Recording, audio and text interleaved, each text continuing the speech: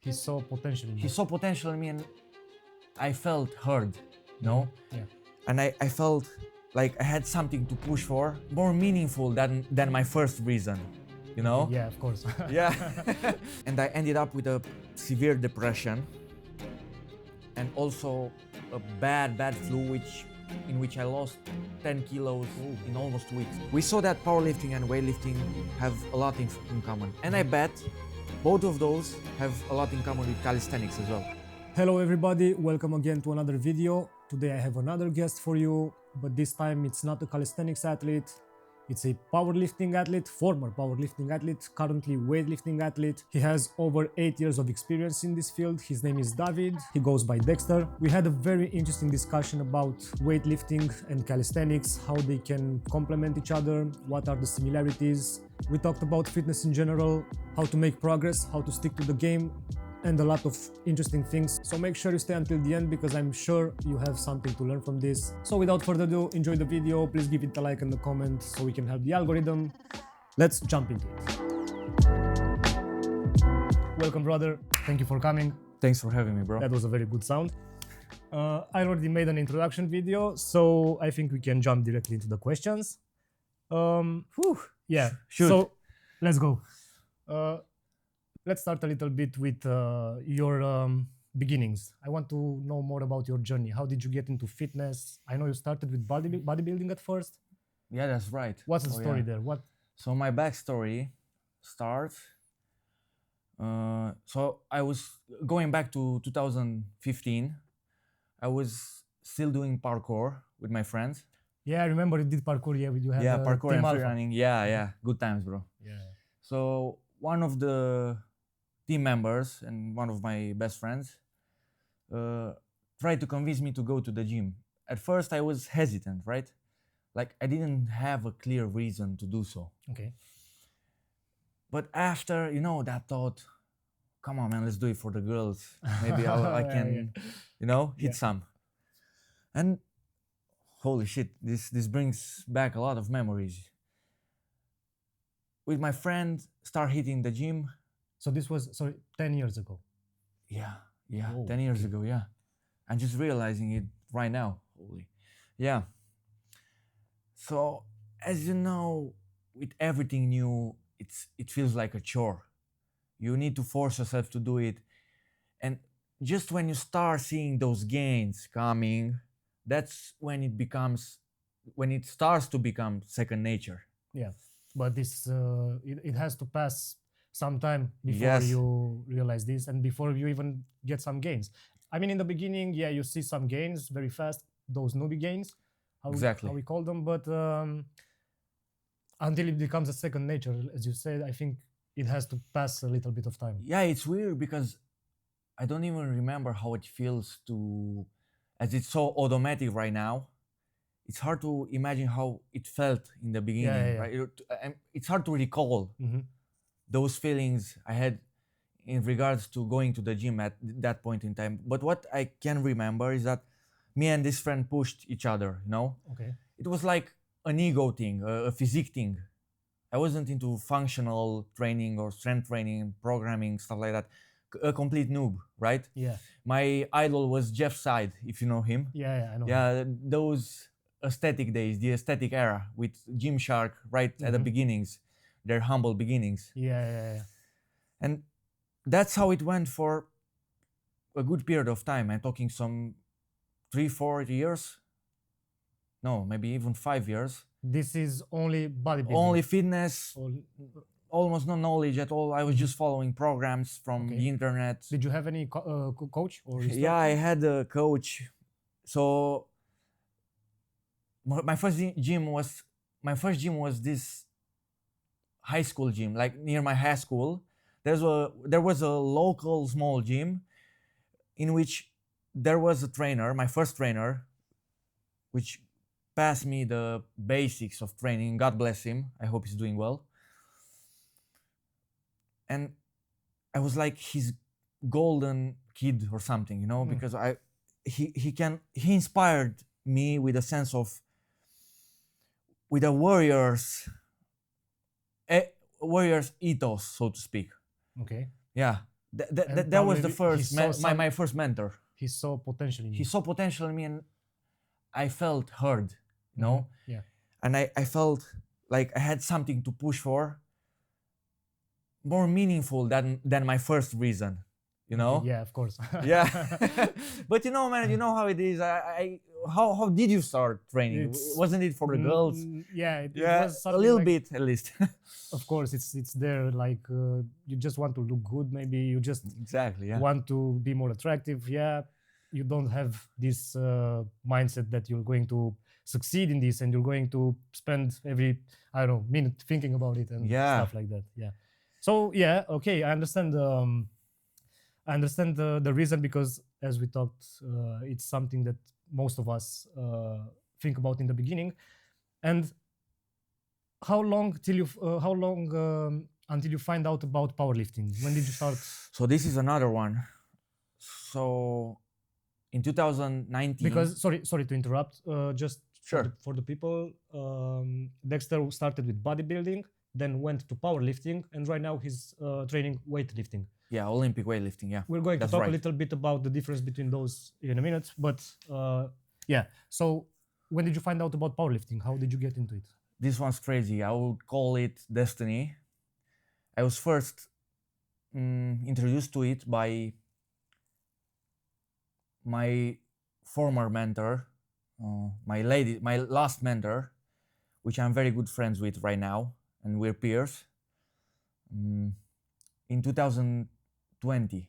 So that's when I first heard about the concept of strength training, because Okay. powerlifting is a certain form of strength training. Yeah, like absolute strength.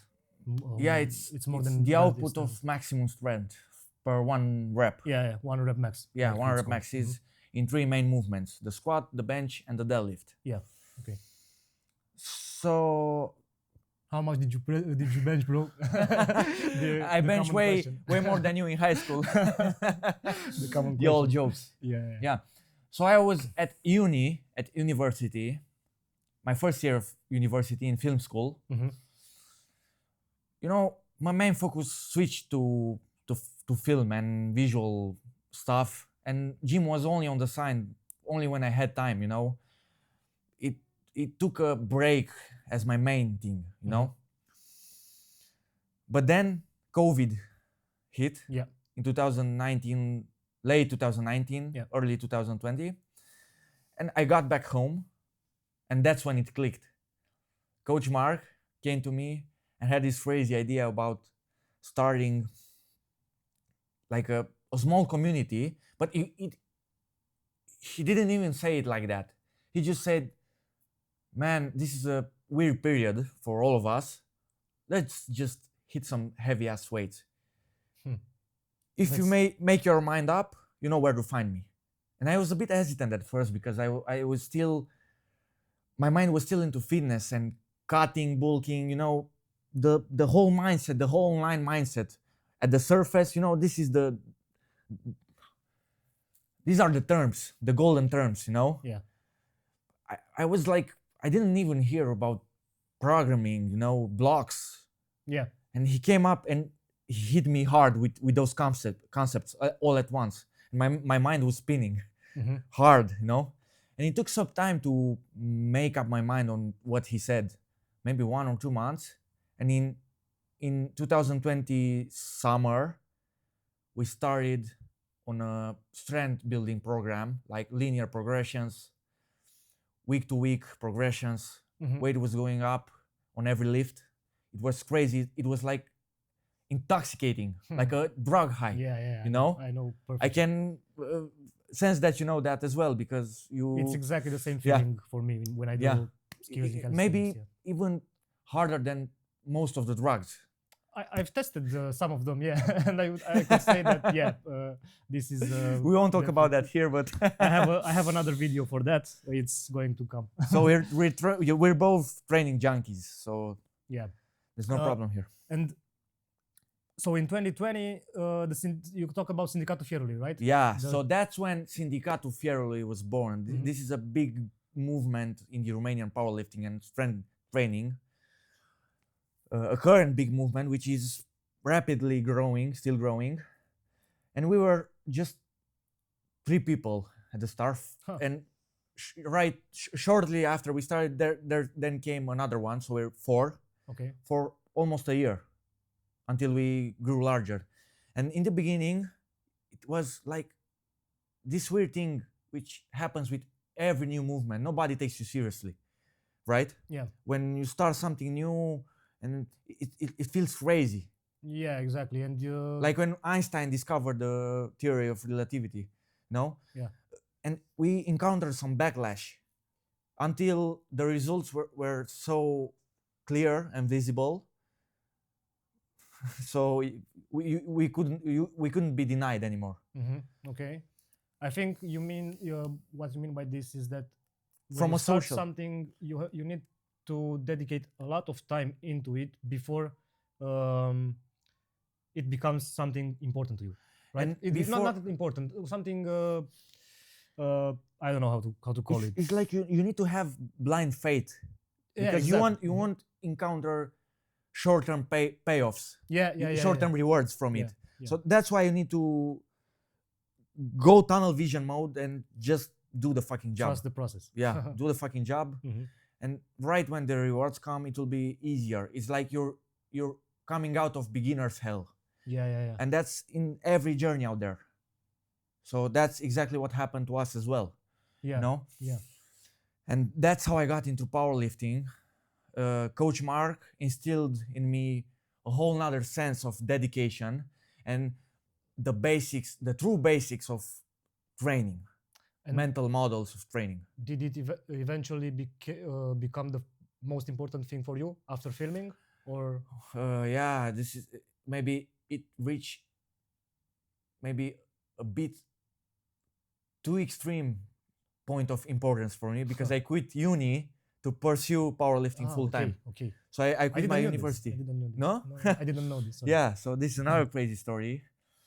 I was torn apart between film school and this powerlifting strength journey, because my heart, so to speak, my heart was into powerlifting, but my brain was like, come on, man, you can't quit. You have a future ahead. You need to build a career. It was The sport isn't going to pay off in monetary terms. It was a mental battle. Mental battle for months.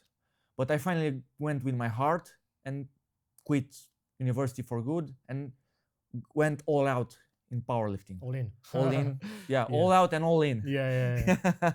And I think it was the best decision you Yeah, ever I did. still don't regret it.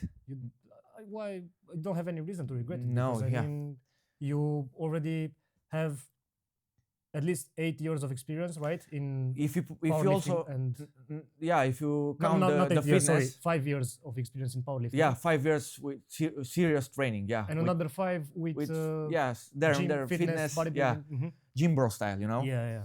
So I encountered a lot of backlash Yeah. in doing so when I quit, because that's kind of the traditional path. Yeah. And it's scary, especially when your parents are against you. Yeah, I know.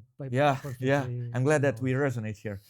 And I think a lot of people have this problem, that they're afraid to quit or not quit, because you don't really have to quit, but they don't have they have a fear in pursuing their dreams, because our society teaches us about safety. Safety is on the first place, and this is not safe what we do, right? No, I mean, yeah. when you quit a job and you want to try to build something with your own hands, especially in Romania, it's pretty hard.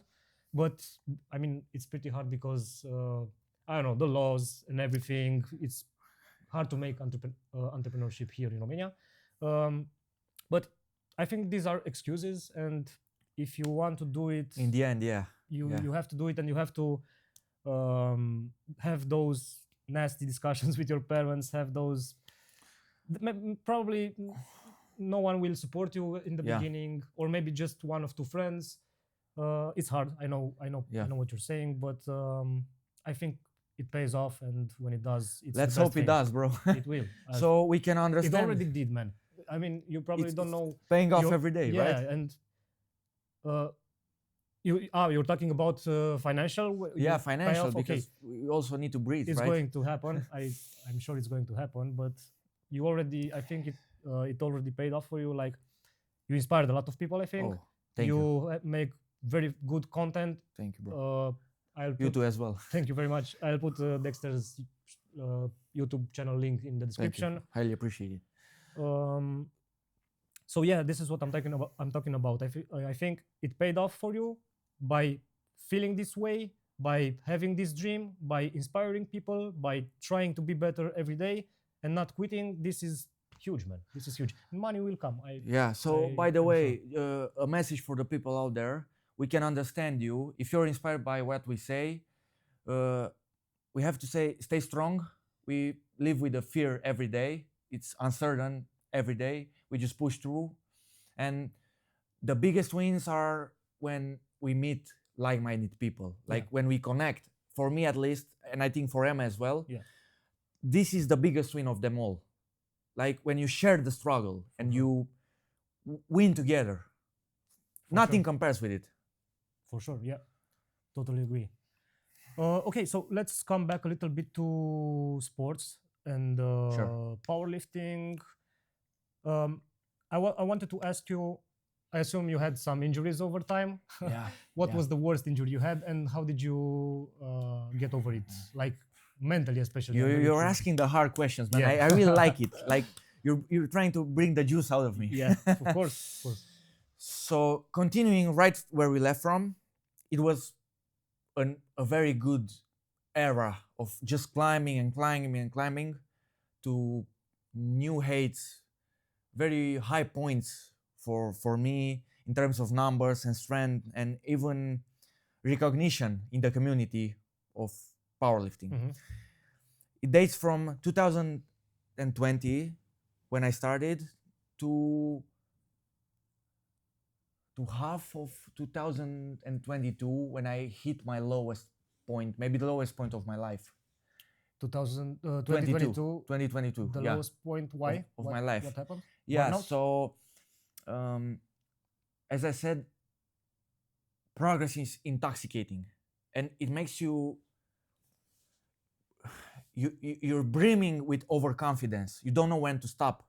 You know, when you're riding the wave, you don't think about stopping. Of course. It's out of your mind at that time. You only want more and more and more. It's like dangling a carrot. You know, you never stop. When you're running on a treadmill, you're running on a treadmill, and someone dangles a carrot in front of you.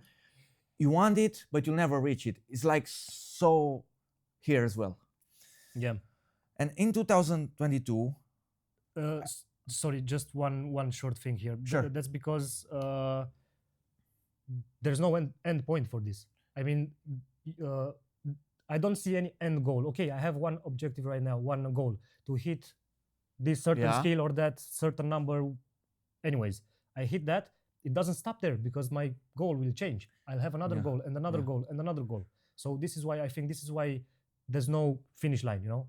Yeah, maybe that's the best way to say it, because that's how you stay in the game long enough. Exactly. Like if you don't have this mindset, once you reach a certain goal, you'll feel depressed. Exactly. Because you have nothing to aim for.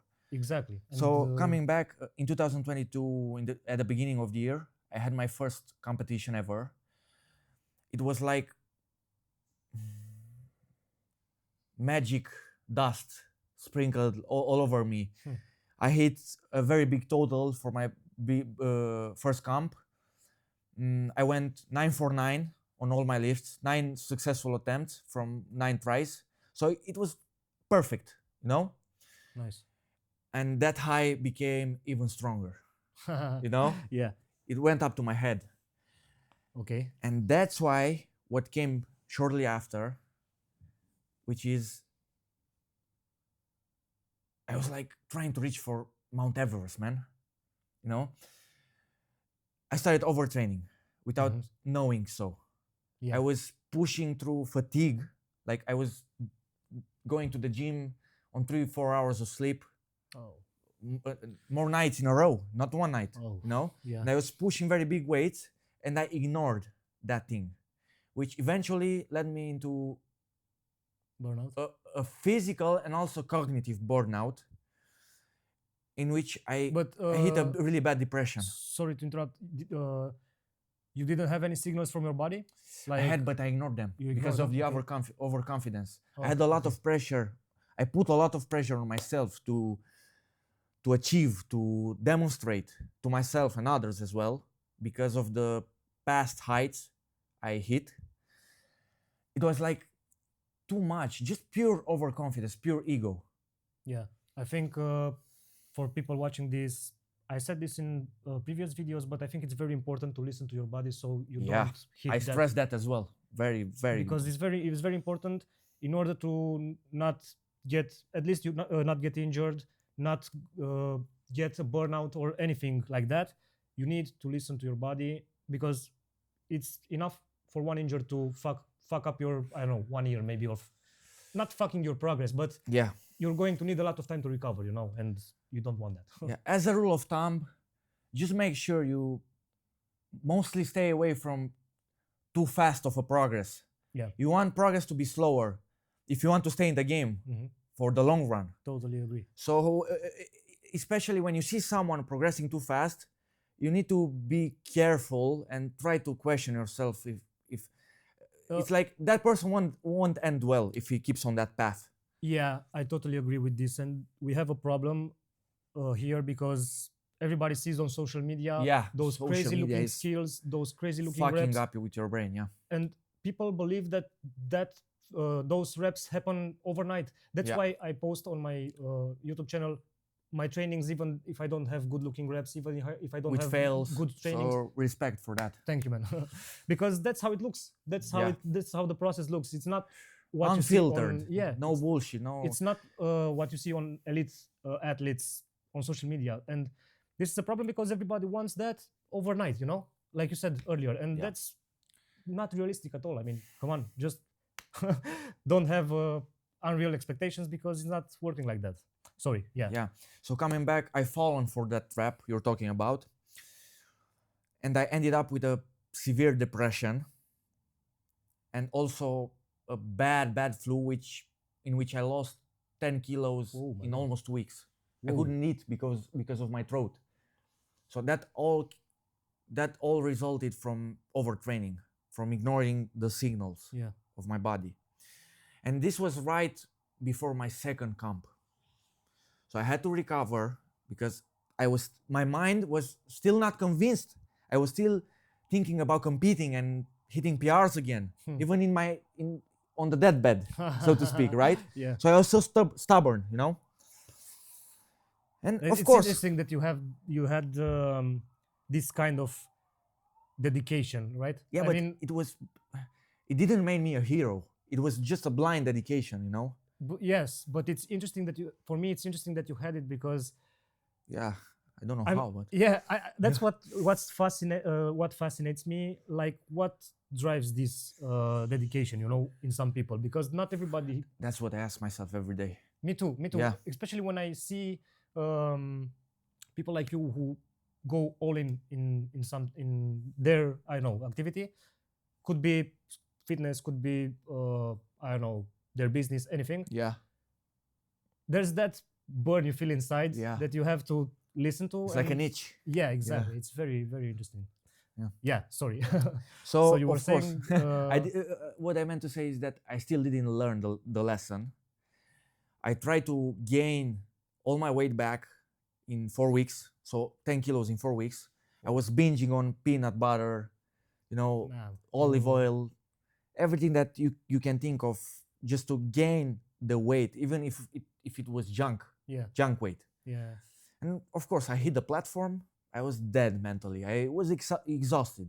You could see it from the outside. I was a dead man, no burn. So I lost that burn, no, because the body couldn't recover from that amount of stress in such a short time span. Of course. And that's when I got the injury.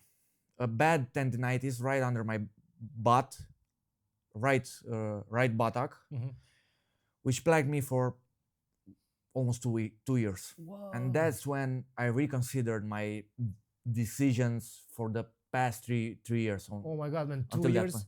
Yeah, 2 years. Wow. Yeah, because I was still pushing. I was trying to come back through the pain. I was still training hard. I was doing heavy squats, heavy deadlifts with the pain. That's crazy. And the tendon couldn't heal because, as you know, the tendons are You the didn't give it the less least time. vascularized. What's the word? I know what you mean. It's the least thing that gets blood into it. Yeah. Gets at least the least amount of blood into it. Yeah, exactly. Thank you. And I was trying some rehab protocols at the same time when I was still hitting weights. Did you talk with any doctor? Did you I talked with some doctors from the US, and they suggested to stop training? Or so they said to me low the what I intensity? didn't want to hear. So I didn't want to accept that because my whole identity at that point in time was around gym because I left everything behind. I quit film school. I stopped pursuing my passions for a while, my filming, because I thought I need to give 100% to this if I want to reach. I can't let anything else into my life if I want to reach certain heights. And it was like a bit,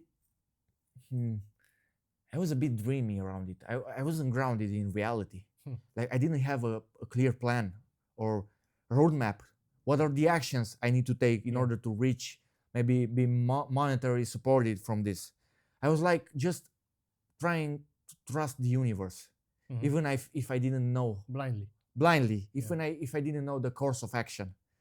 So that point, as every low point in life, teaches you the most. Pain is the best teacher.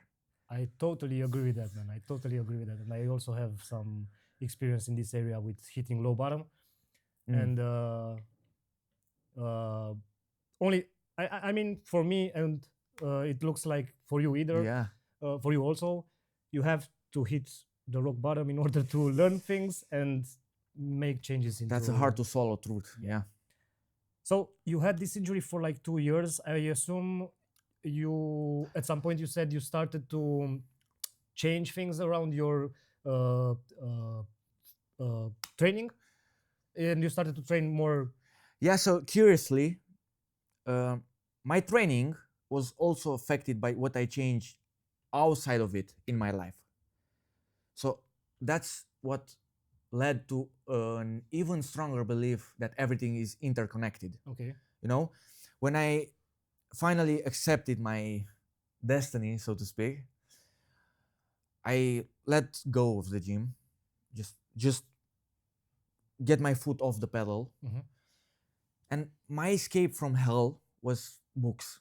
I started reading a lot. Books. A lot. Books. I thought you said box, and I was thinking, and I think, what? No, books, reading books.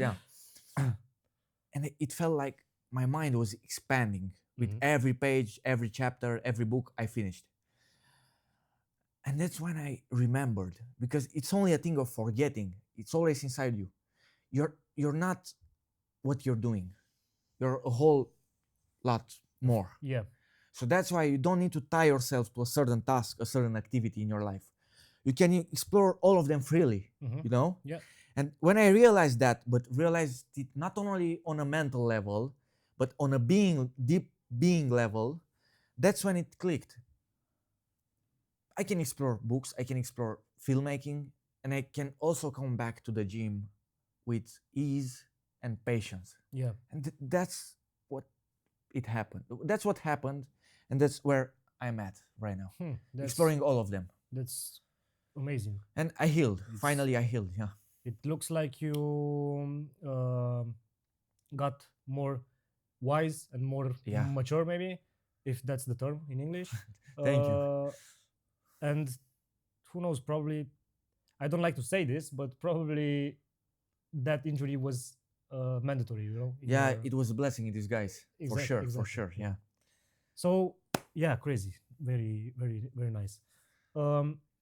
Let's talk a little bit about weightlifting now, because I know you made the transition from powerlifting to weightlifting. If you want to tell the people who watch, because I believe most people who watch my videos are into calisthenics, not into powerlifting and weightlifting. What's the difference between these two, and why did you make this transition? So the thing is, they're both sports in the iron realm. Like both with the bar, and I've always wanted to do weightlifting, to be honest. Like even when I started powerlifting, Coach Mark, my mentor, introduced me to some Olympic weightlifting movements, like the power clean, and instantly I fell in love. Just to make things very clear for everyone, if you can tell us a little bit the difference between. Yeah. So the difference, simply put, weightlifting is more speed related, velocity, speed, explosiveness, dynamic movements, coordination, precision, technique, a lot of it, until you puke. It's not so much about weights. It kind of puts your ego in shambles if you're too bragging, if you want to brag, right? It puts you in your place because you need to practice the technique a lot for years. Weightlifters start at a very young age, from 7 years old. If you want to reach that absolute level, elite performer level on the Olympics, if you don't start from before 10, you don't have any chance. But is it healthy for? Yes, it's healthy because you the first years are focused on just on the technique with the PVC bar pipe, a plastic pipe. You know, you're just drilling the movement over and over again. So you learn the patterns, the movement, I'm still learning them. Mind-muscle connection and stuff like that. Yeah, so because I started late in my 20s, I'm still learning them, and I'm a forever student. You know, and powerlifting, it's more maximum force production, strength output. You know, you need to bring the weights up as much as you can, with focusing on explosiveness, focusing on certain cues. If you want to go to a competitive level, beyond parallel squat, there are some rules there. All in all, they're different, but they're not. Why do I say this? Because before switching to weightlifting, I need a strength base. You know, I need a foundation of numbers and strength and armor, muscle mass. Because I asked Coach Mark in the beginning, Coach, I like weightlifting more. Why can't I do it now? And he said that's his way of doing things. I'm not saying this is the best way, but it worked for me. He said, just be patient. We'll focus on building a solid base, and you'll have the confidence to attack those movements. You know? And of course, there's a downside to this, because when I switched to weightlifting, I had to get rid, and I'm still trying to get rid of bad habits from powerlifting, you know, that are not helpful in Olympic weightlifting. Okay. You know? Like what? Like bent arms, you know? Okay. In Olympic weightlifting, you don't need to use your arms that much. They're like there to support the movement, but you need to be very efficient with how you use your body, you know, to get the most out of it with the technique, you know. And in powerlifting, how should I put it? You can get away with it, you know. This is a more clinical. You need a more clinical approach to weightlifting, like a surgeon, you know. Yeah. And it but kind when of you say forced you can get away with it, you mean there are no specific regulations in competitions, or why? No. I'm not talking about the competitions. I'm talking about the movement patterns. Okay. And some guys, don't get me wrong, some guys even in Olympic weightlifting, there's a world champ right now, crushing shit as we speak. He's far from textbook technique in Olympic weightlifting, and he's doing world records. What's his name? Carlos Nassar. Okay. I've talked about him in a previous video with one of our biggest legends in Olympic weightlifting, Gabriel Sincrean. He reached very big weights. Rio 2016, Romanian, very, very good lifter, exceptional technician. He was very kind to do a video with me in the beginning of my channel. Nice. So props to Gabriel. Wishing you the best. So that's why life is so crazy, man. Like there's so shades of gray. You can't say this is good, this is bad. Of course, yeah. It all depends on the individual. But there are certain guidelines in every sport for an average level of people, right? Yeah. So these are the different. I hope I didn't come too technical in my explanation. I don't know. People, let us know Let in the us know in the comments. comments. Yeah, If you have any questions, I'm here to discuss. of course, because that's something new for me also, because I'm not very informed about powerlifting and weightlifting, but I'm learning right now. So to summarize, yeah, I'm currently on my weightlifting journey. I feel like it But puts my you, sorry to interrupt. You Sure. wanted you make this transition, from what I understand, because weightlifting requires more explosiveness, right? yeah, And- it kind of ties back to my parkour and freerunning days. Huh. It's Interesting. more similar, and We get back into the into everything is the connected. exactly, and Yeah. I get back into the childhood in a kind of way, you know, Interesting. Interesting. and that's why I don't know. I find it suits me better as a Mhm. person, and I really like that it keeps my ego in check. It forces me to be very stoic, you know, Yeah. because I was like very animalistic in my powerlifting days. Yeah. I don't really like that version of me. I was very raw, very Tarzan-like, you know. Yeah. Yeah. And You learned a lot, I mean, on the way, man. And as I said, you already have like 10 years of experience in this field. It's almost, yeah. and you had that injury that also teach you a lot of things. Are you planning to compete in weightlifting? I've been asked this a lot recently. I don't know. I'm open to it. Mhm. I But- didn't think of it too seriously, but I'm open to it. Mhm.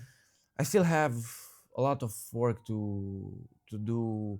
Yeah, this maybe comes out in a perfectionist way, but there's a certain baseline I must have, especially in the snatch, because that's the one I practiced the least in my career, because I was doing cleans even in my powerlifting as an accessory on the side. So I got more experience in them, and I kind of need to balance them right now.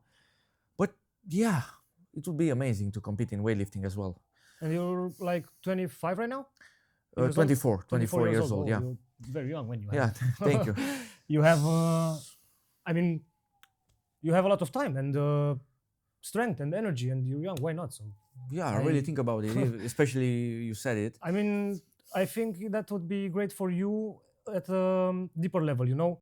So, when you were competing in powerlifting, you had that narrow mind thinking that Yeah, yeah, all you want is that final result, right? yeah. And that led to Mm. injury. So I think if Well you were put, going well to put. if you were going to compete right now in weightlifting, you won't do that mistake again, Mm. and that will bring you better results, in my opinion. You know, so Just when you said this, I had a revelation. Maybe this gives me a reason to try my hand in competing in weightlifting, just to see how I fare with this new mindset. exactly, It's like a exactly, point of reference for exactly. me, Yeah, for where I am right now, mentally, physically, and spiritually. So that's a really good reason to do it. Yeah, nice food for thought. yeah. I encourage you to do that. Oh, Man. thank you, bro. So this flows very beautifully, and I want to say that we saw powerlifting and weightlifting. We saw that powerlifting and weightlifting have a lot in common, and I bet both of those have a lot in common with calisthenics as well. That was my next question for you. Oh, nice. That was my next question. Yeah, I want Crazy. to introduce calisthenics into this discussion, because I'm really curious. So my question for you, one of my questions for you is this: if a weightlifting athlete would start doing calisthenics, what do you think the biggest challenge for him? We is need going to be? do that for a video. Yeah. We have to do some challenges. Man. Yeah, sure. So what do you good think question. is going to be the biggest challenge he's going to face? You're really forcing my thinking right now, forcing my brain. I think the movement patterns are really odd from a calisthenic standpoint. Maybe you could fill the gaps here for me, but I really think that calisthenics focuses a lot on isometrics, statics, It a depends. lot of holds. Yeah, it depends, because calisthenics is made up of 4 sports, let's say. It's not all of them is Okay. one sport, but we have 4 branches, let's say. We have freestyle, we have isometrics, we call them statics, we have strength and endurance, and we have weight street lifting. So I'm not going to go into details about each of one right now Yeah. because it's not part of our discussion. But what you're talking about isometrics is part of statics. It's my passion okay. also, and yeah, I think they look very fucking amazing, and Yeah, they build a lot of strength. cool. They look all icy. Yeah, exactly. So yeah, this is only the statics part. I agree when you're saying that those patterns are very weird, and especially if you're someone that did powerlifting or weightlifting or any other sports, when you come into calisthenics and face those new exercises, those new isometric holds, I bet that's a challenge. But do you think the strength you built in weightlifting will make you learn these exercises That's easier an and interesting faster? question. The interesting question, man. I think that like both of them have a strength base. Yeah. Which you need to approach very diligently with the right thinking, the right mental tools. You need to apply periodization to both of them to have consistent results. Yeah. Progressive overload as well. So these are the big common bases. Yeah. This is my subjective take, so take it with a grain of salt.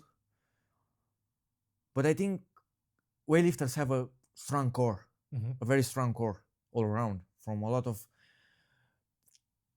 heavy catches. You need to catch in a full speed manner, heavy weights, and it forces your body to stabilize, right? Yeah. And core is quintessential in calisthenics, right? Yeah.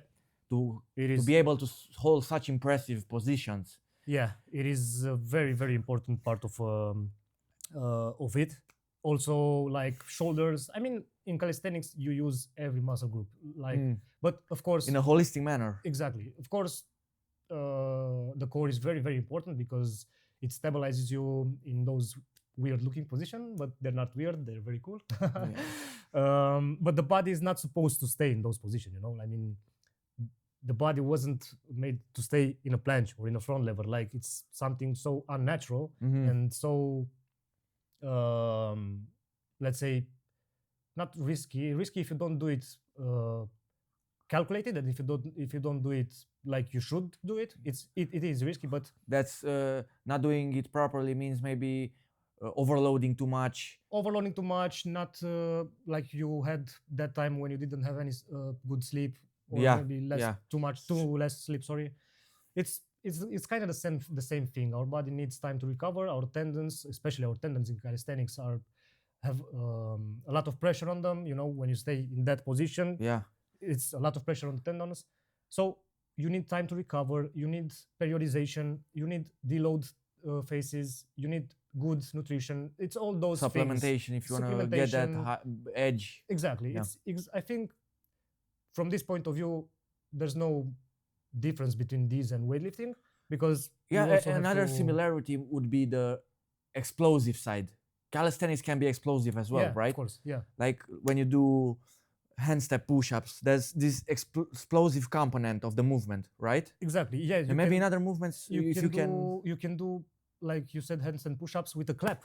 And that requires a lot of explosiveness. Yes. But how would explosion, like in regards to a calisthenics athlete's goals, how would explosion fit into the picture? Explosive training fit into the picture? I think it depends on what are your objectives. Because I don't know, if your objective is to learn the planche, for example, this is something that most of the people who start calisthenics want to do. You don't have to focus too much on this.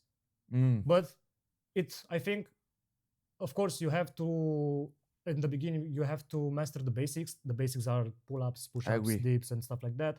And while doing, let's say, explosive pull-ups, maybe muscle-ups, because that requires more explosive when you pull, that builds the kind of strength that will help you in skills, So you also need a strength base, a solid strength base to base your technical. There's no deny about it. You need that, because if you don't and you jump directly into skills, it's a very big chance you get injured and you will stop doing this. So there we have it. It seems we have a lot of common ground. Of course, yeah. So Do you know Larry Wheels? I think Yeah, it's his name. He's a very big guy. he's an ex-powerlifter. Yeah, very He's accomplished. a very big guy. And you know why I asked you about him? Because he made some videos with Chris Heria.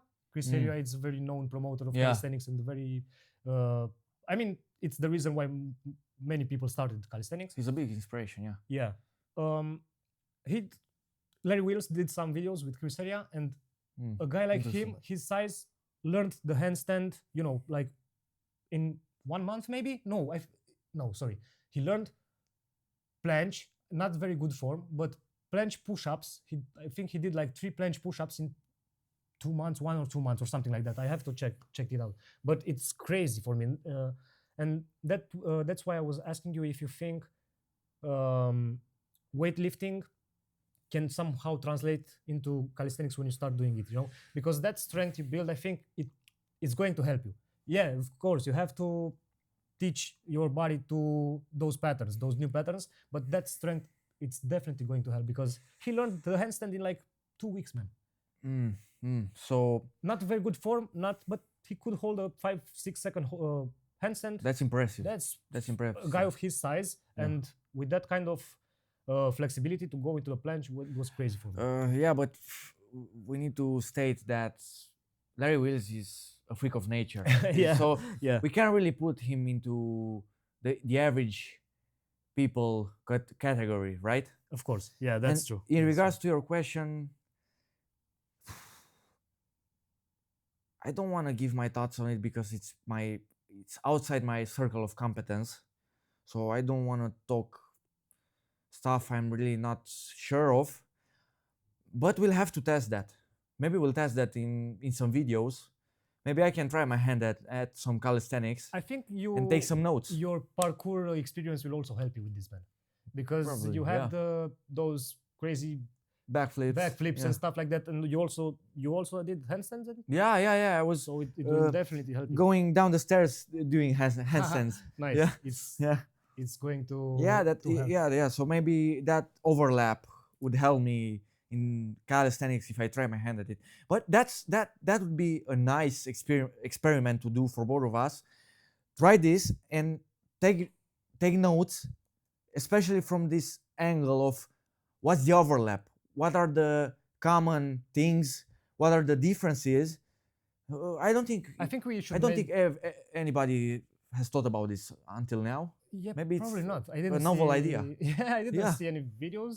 I didn't see any videos. But we that should would be- definitely do something. And share the results with the mhm. people out there. Maybe, who knows, there are some people who have this question as well, you know. Yeah, of course. And maybe there are people who want to make this transition from calisthenics Exactly, to weightlifting, or exactly. vice versa, you know, from weightlifting to calisthenics, and this kind of knowledge and Information, yeah, information can will- help them a lot. Yeah, Of course. So you know, Maybe this we is a should good do, idea. yeah, a separate video on these also, with some challenges and stuff like that. That Yeah, sounds like a collab. Yeah, we should.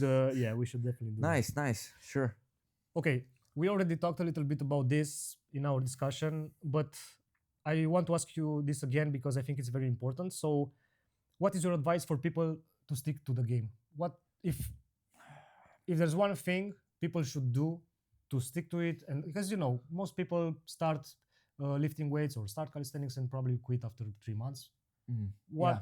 What's your advice for them to stick to it? So right now, I'll talk not only for the people out there, but for me as well, because I'm also still struggling with this. And I'll say this as a reminder. I would say focus on sustainability first, on enjoyment. Get rid of should and should not from external factors like people around you, people on the internet. Get rid of all of those. Try to find the clothes that fit you, and try to make it manageable. Try to improve 1%, just 1% every day is enough for the long game. Because when it compounds 2-3 years down the road, you'll be amazed when you look back. Yeah, of course. And don't try to Rush the do process. too many things at once. Mhm. Because I've fallen prey for this as well. So this, enjoyment should always come first, because you'll burn yourself out if you don't have this component of fun, you know. Yeah, I totally agree with that. Totally agree with that. So That would be my advice to them and to me as well. yeah. Also for me, this is a very good way to think about it. But for me, I mean, let's not talk too much about me, but just I'm open to it, bro. saying this thing because you said it. I never had to think about. I never had to plan to enjoy my workouts, you know, because it started from the beginning for me. Like, I had goals in my mind. I still have goals in my mind. My first goal in calisthenics was to do the handstand push-ups. After achieving that, I wanted to do the front lever, the planche, now the front lever pull-ups. So from the beginning, you had clear goals. I had this one goal to make the handstand push-up. Okay. This was from the beginning. Okay, Yeah. I didn't nice. think about planche and front lever because Okay. I didn't even know they exist. But I don't want to talk about goals. I wanted to say about enjoyment. I started enjoying my trainings from my first one, from the first session I had. Sorry, let's talk in English. So from the first session I had, it sounds like you talk from a place of gratefulness. Yeah, I didn't have You're to grateful. think about it. That's interesting because I didn't have to think, man, I have to enjoy the process because otherwise I will quit it. I never thought about quitting it. I don't think I'll ever quit unless I will remove my hands for some reason. Yeah, but that sounds a bit like maybe some people out there will be jealous of you because you're kind of lucky to find love at first sight. Probably I'm lucky. Yeah, probably it's luck. Don't be jealous because I had 10 years of searching. That's what I meant to say. Maybe you should tell them also that you have a long way of maybe experiments before coming back to this. That's very true. Yeah, but let's not make this about me. So I had a lot of time. Interesting. Yeah. Searching for what I have to do with my life. So maybe that's why after I found calisthenics, I didn't have to think too much about enjoyment because I just found it. So you knew what you didn't want from all those experiments from the past. Probably, yeah. And when you have a large repertoire of experiences that you don't want to repeat, it's easier to know what you want. That's a very good perspective. I never thought about it this way, but yeah, it makes a lot of sense. Yeah. Okay, so great, great, bro. Man, that's a very good discussion. Yeah, thank you very much. You said Appreciate that it's very important to enjoy the process and not think about only the final goals, right? So this is what people should. That would be the essence of the whole game. That's true. I totally agree with you. This was a question I wanted to ask you a little bit earlier in our discussion, but I think we went into different directions, which is very good because I think people have a lot of things to learn from this. I hope they relate. I wanted to learn you. I wanted to ask you if you train for flexibility and mobility in weightlifting. Is this necessary? I would say it's more mandatory than in powerlifting because you need to go into very deep ranges of motion with the Olympic movements. And I focus on mobility sessions. I do some dynamic stretching before workouts, some static stretching post-workouts. And I try to not just do them blindly, like follow a blueprint. I try to aim for my weaknesses. So try to address my weak points, my weak links, you know? Yeah. So it's a very individualistic process with mobility as well. You can't just search a mobility session on YouTube and do that. Exactly. Because you should train mobility again relative to your goals. To your goals. So the goals are like the trademark for everything you do. Exactly. That's another thing. The North Star. Of course. That's another thing in calisthenics that's very important. You don't, as Dexter said earlier, you don't have to train, I don't know, because you see one mobility workout on YouTube and that will help you with planche. It's not going to happen. No. You have to train specific things for learning the planche. You have to train specific things for learning the front lever. And I would also like to note, to stress this thing. People on YouTube and social media in general, they give you bits. Of course. Yeah. They give you nuggets, details. They don't teach you bigger picture, the fundamentals that to which you can stick the beats on. Like you need to have a fertile soil to plant the seeds. Yeah. If you don't have the bigger picture, if you don't have the bigger picture in check, and you don't understand the big frameworks of training, it's like you're trying to plant seeds on concrete. When you try to emulate a training session from YouTube, That's a when you very try good to metaphor. That's when a you very try good to metaphor. repeat what Chris Heria from 10x does, Yeah. from A to Z blindly, they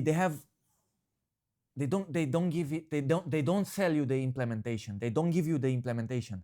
These are like snippets, and your task is to build the puzzle for yourself. Yeah. That's your goal as an athlete. And that takes time. That takes time. You can't go around it. Of course. So, to summarize a little bit what you said, I think it's very important that people get informed. So Exactly. don't think I made that mistake in my journey with calisthenics. I thought at some point that I know everything about planche, that people can teach me more. Man, I couldn't even hold the planche, and I thought I already know everything about it because I watched all the videos on the internet about it. But that doesn't mean you know things. You have to apply things that you learn. Yeah. You have to do some mistakes in order to learn. You have to be patient, and I know. Otherwise, it's like you're accumulating mental fat. It's like information overload, but you don't burn that fat through practice. Of course, exactly. You need to balance both of those. And also another important thing that I realized, like the last year, 2024, it's very easy to marry yourself to an idea because it worked in the past. You should always aim to disconfirm every belief you have, because for every argument there exists a counter argument in this world for everything. We tend to have that confirmation bias. Exactly. That's we also, a big trap. Of course, we've all fall in. We try to find only the arguments that suits our belief. So that's a mistake, of course. So when you find something that works, always ask yourself, what if this didn't work?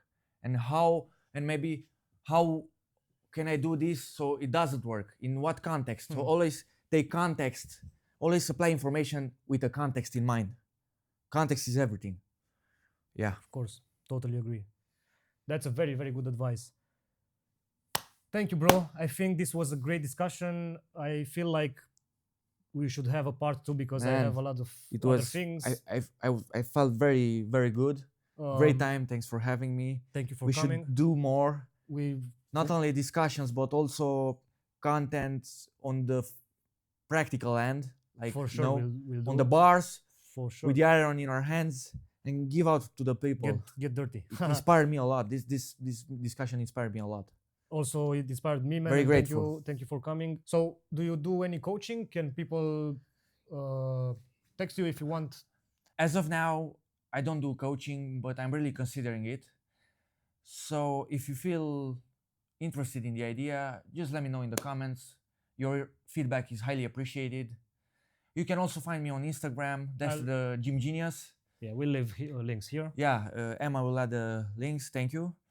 Dexter the Gym Genius on Instagram, YouTube, TikTok. Yeah. Awesome. That's all. Thank you, man. Thanks. Thank you, man. It was awesome. Quality time. So, thank you everybody for watching. If you stay until now, it means a lot. And I hope you had something to learn from this, because there was a lot of things that we discussed about, very interesting things regarding weightlifting, powerlifting, calisthenics, how they can complement each other, how to get over injuries, a lot of good stuff. Please subscribe to this channel, guys, and give a comment and a like, because it helps the algorithm. And see you in the next one. Bye. Stay strong. Stay strong.